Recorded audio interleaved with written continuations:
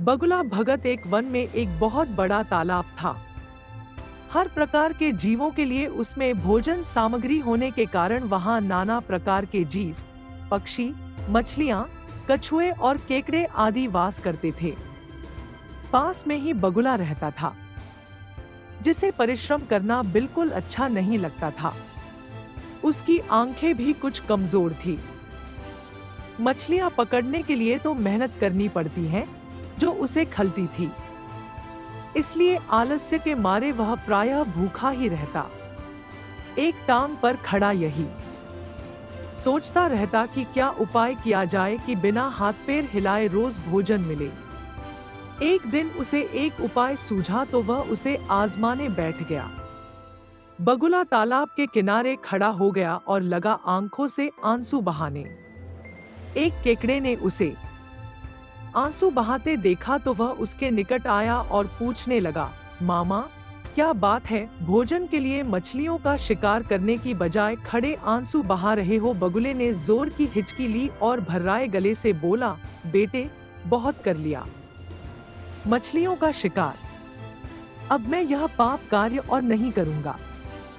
मेरी आत्मा जाग उठी है, इसलिए मैं निकट आई मछलियों को भी नहीं पकड़ रहा हूँ। तुम तो देख ही रहे हो। केकड़ा बोला, मामा, शिकार नहीं करोगे, कुछ खाओगे? नहीं तो मर नहीं जाओगे। बगुले ने एक और हिचकी ली, ऐसे जीवन का नष्ट होना ही अच्छा है बेटे, वैसे भी हम सबको जल्दी मरना ही है। मुझे ज्ञात हुआ है कि शीघ्र ही यहाँ 12 वर्ष लंबा सूखा पड़ेगा। बगुले ने केकड़े को बताया कि यह बात उसे एक त्रिकालदर्शी महात्मा ने बताई है, जिसकी भविष्यवाणी कभी गलत नहीं होती। केकड़े ने जाकर सबको बताया कि कैसे बगुले ने बलिदान व भक्ति का मार्ग अपना लिया है और सूखा पड़ने वाला है।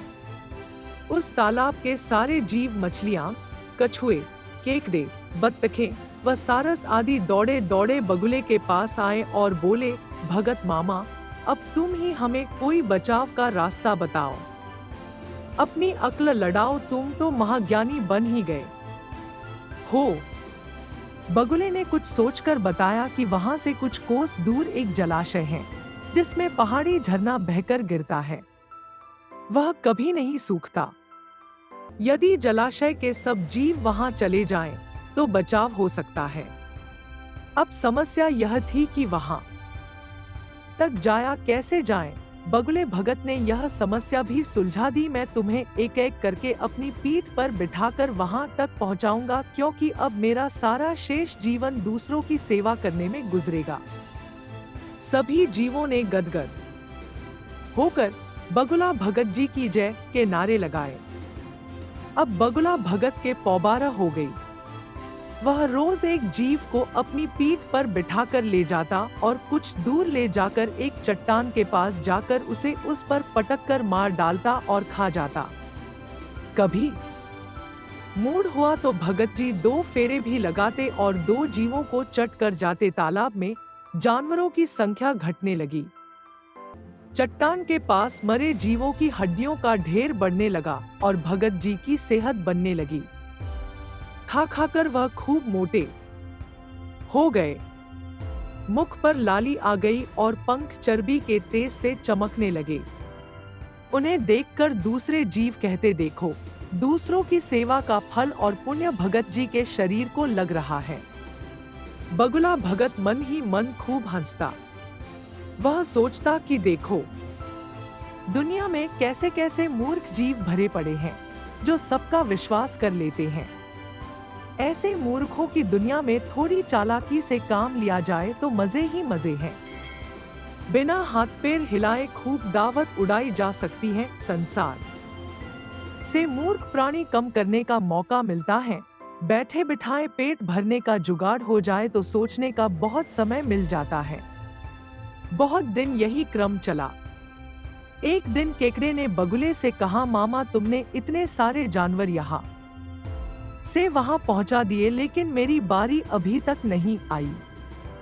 भगत जी बोले, बेटा, आज तेरा ही नंबर लगाते हैं, आजा मेरी पीठ पर बैठ जा। केकड़ा खुश होकर बगुले की पीठ पर बैठ गया। जब वह चट्टान के निकट पहुंचा तो वहां हड्डियों का पहाड़ देखकर केकड़े का माथा ठनका। वह हकलाया, यह हड्डियों का ढेर कैसा है? वह जलाशय कितनी दूर है? मामा बगुला भगत ठांठा करके खूब हंसा और बोला, मूर्ख, वहां कोई जलाशय नहीं है। मैं एक एक कोड़ोट पीठ पर बिठाकर यहाँ लाकर खाता रहता हूँ। आज तू मरेगा। केकड़ा सारी बात समझ गया। वह सिहर उठा, परंतु उसने हिम्मत न हारी और तुरंत अपने पंजों को आगे बढ़ाकर उनसे दुष्ट बगुले की गर्दन दबा दी और तब तक दबाए रखी जब तक उसके प्राण पखेरु न उड़ गए। फिर केकड़ा बगुले भगत का कटा सिर लेकर तालाब पर लौटा और सारे जीवों को सच्चाई बता दी कि कैसे दुष्ट बगुला भगत उन्हें धोखा देता रहा।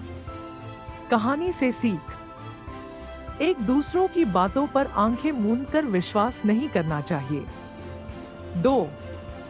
मुसीबत में धीरज व बुद्धिमानी से कार्य करना चाहिए। दोस्तों, आपको ये कहानी कैसी लगी कमेंट में हमें जरूर बताएं। मुझे आशा है कि आपको इस कहानी से बहुत सीख मिली होगी। तो चलिए मिलते हैं अगले वीडियो में, तब तक के लिए जय हिंद।